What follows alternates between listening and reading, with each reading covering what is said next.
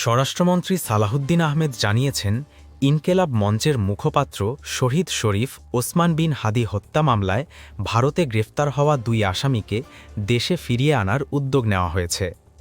সোমবার ৯ মার্চ কক্সবাজার জেলা প্রশাসকের কার্যালয়ে জেলা আইনশৃঙ্খলা কমিটির সভা শেষে সাংবাদিকদের তিনি এ তথ্য জানান। মন্ত্রী বলেন, গ্রেফতার ২ আসামিকে দেশে ফিরিয়ে আনতে স্বরাষ্ট্র মন্ত্রণালয় ইতোমধ্যে পররাষ্ট্র মন্ত্রণালয়ের সঙ্গে যোগাযোগ করেছে। ২ দেশের মধ্যে থাকা প্রত্যর্পণ চুক্তির আওতায় তাদের ফিরিয়ে আনার চেষ্টা চলছে।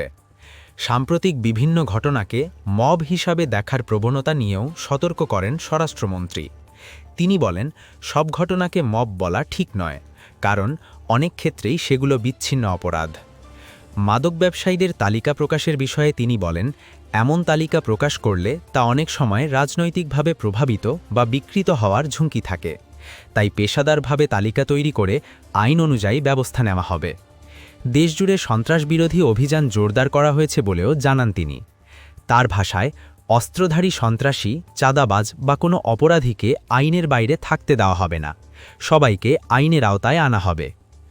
এছাড়া কক্সবাজার সমুদ্র সৈকতে শৃঙ্খলা ফিরিয়ে আনতে ১ সপ্তাহের মধ্যে অবৈধ স্থাপনা উচ্ছেদের সিদ্ধান্ত হয়েছে। Subscribe now for daily news and updates.